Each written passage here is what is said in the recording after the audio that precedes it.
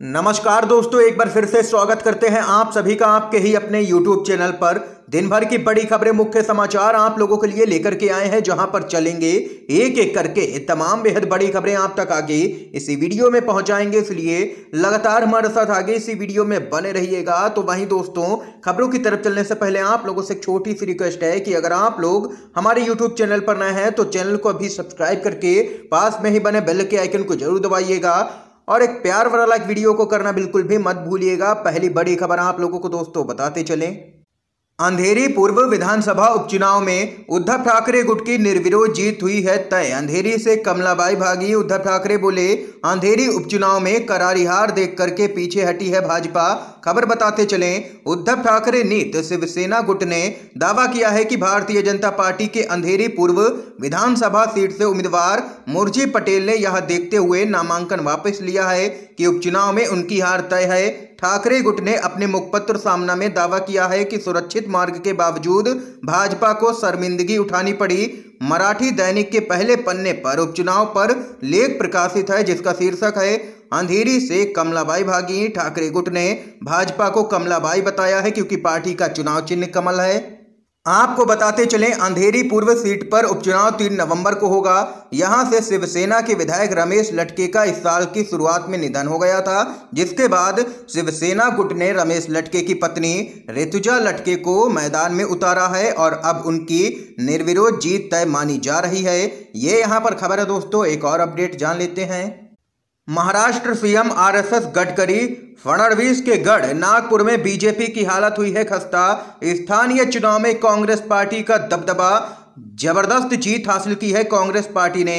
महाराष्ट्र के नागपुर में पंचायत समिति के अध्यक्षों और उपाध्यक्षों के पदों पर हुए चुनावों में बीजेपी को तगड़ा झटका लगा है। कांग्रेस ने पंचायत समिति की अधिकांश सीटों पर कब्जा जमा लिया है और वहीं बीजेपी पंचायत समिति के अध्यक्ष का एक पद भी नहीं जीत सकी है और इन चुनावों में उपाध्यक्ष की केवल 3 सीटें ही पार्टी के खाते में आई हैं, जिसे बीजेपी के लिए एक बड़ा झटका माना जा रहा है।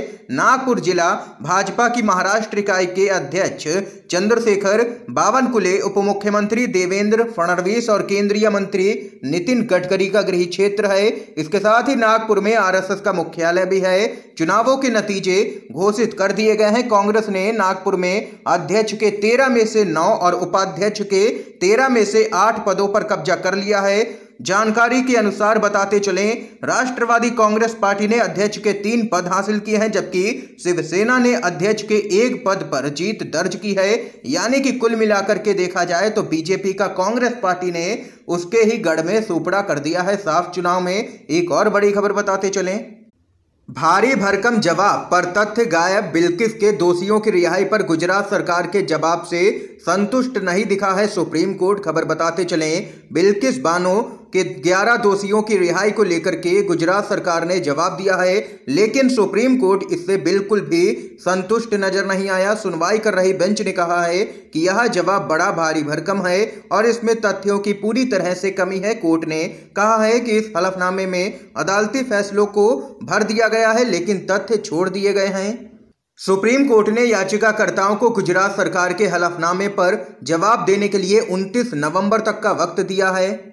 जानकारी के अनुसार आप लोगों को बताते चलें कि अपने हलफनामे में गुजरात सरकार ने कहा था कि दोषियों के अच्छे व्यवहार को देखते हुए उन्हें रिहा करने का फैसला किया गया था। इसके अलावा केंद्रीय गृह मंत्रालय यानी कि केंद्र सरकार ने भी इसकी मंजूरी दी थी। ये यहाँ पर गुजरात सरकार ने हलफनामा दायर किया सुप्रीम कोर्ट में, जिससे सुप्रीम कोर्ट बिल्कुल भी संतुष्ट नजर नहीं आया है।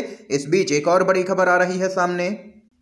तमिलनाडु से खबर आ रही है, हिंदी थोपने को लेकर के हंगामा तेज। एमके स्टालिन ने विधानसभा में पेश किया है प्रस्ताव, बीजेपी के विधायकों ने किया वॉकआउट। खबर बताते चलें, तमिलनाडु के मुख्यमंत्री एमके स्टालिन ने राज्य विधानसभा में हिंदी थोपने के खिलाफ एक प्रस्ताव पेश किया है।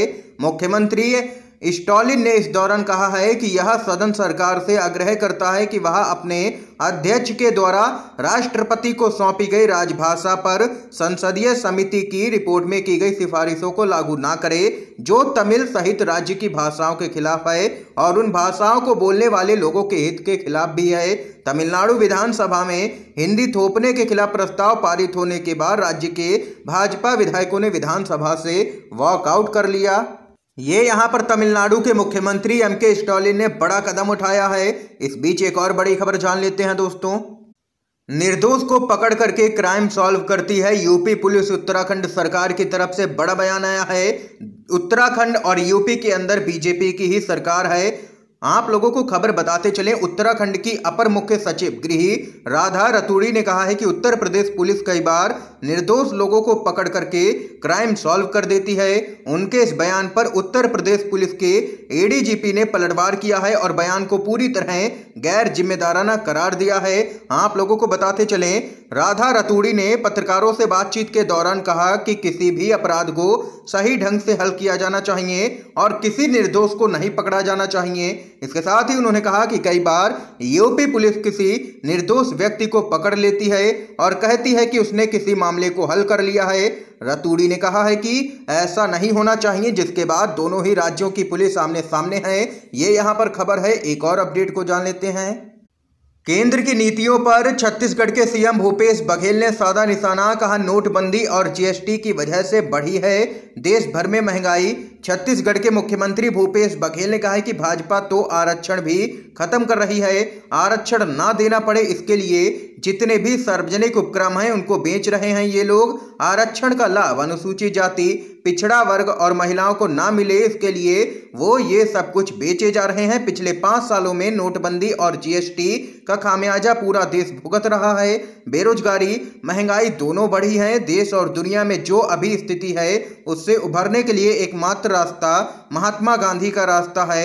हम छत्तीसगढ़ में महात्मा गांधी के रास्ते पर चल रहे हैं।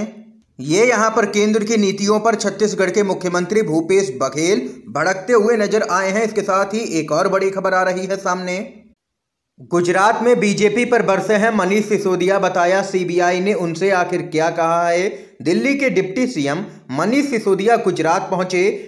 सीबीआई की ओर से दिल्ली की नई शराब नीति को लेकर के की गई पूछताछ के अगले ही दिन गुजरात पहुंचे दिल्ली के डिप्टी सीएम मनीष सिसोदिया ने गुजरात सरकार और बीजेपी पर जमकर के हमला बोला है। मनीष सिसोदिया ने पत्रकारों से बात करते हुए स्कूलों की स्थिति पर सरकार को घेरा, तो इसके साथ ही सीबीआई की पूछताछ को लेकर के भी उन्होंने तंज कसा है। मनीष सिसोदिया ने कहा है कि सीबीआई ने उनसे आम आदमी पार्टी छोड़ने के लिए कहा है। उन्होंने कहा है कि इतने सारे अधिकारी थे, किसी का नाम नहीं जानता। इन अधिकारियों ने मुझसे यही कहा कि आप किस चीज में पड़े हुए हैं। मनीष सिसोदिया ने कहा, स्कूल को शानदार बनाना चाहता हूं। इसके साथ ही मनीष सिसोदिया ने कहा है कि जिस तरह भगत सिंह को देश की आजादी के लिए लड़ने में आनंद आता था, उसी तरह मुझे स्कूल बनाने और बच्चों की शिक्षा को लेकर काम करने में मजा आता है। इसके साथ ही उन्होंने जनता को संबोधित करते हुए कहा है कि 9 घंटे की पूछताछ के बाद यहां पर पता चला है कि सारे केस फर्जी हैं। मुझ पर आम आदमी पार्टी छोड़ने का दबाव है और बीजेपी ज्वाइन करने का दबाव। ये यहां पर कहना है मनीष सिसोदिया का। इस समय की दोस्तों आज की सभी बड़ी खबरें, मुख्य समाचार थे जो हमने आप लोगों तक पहुंचाए हैं। अगर आप लोगों को ये वीडियो पसंद आए हो तो एक प्यार वाला लाइक वीडियो को जरूर कीजिएगा। ज्यादा से ज्यादा अपने सभी मित्रों में इस वीडियो को शेयर कीजिएगा। आप सभी का बहुत बहुत धन्यवाद दोस्तों।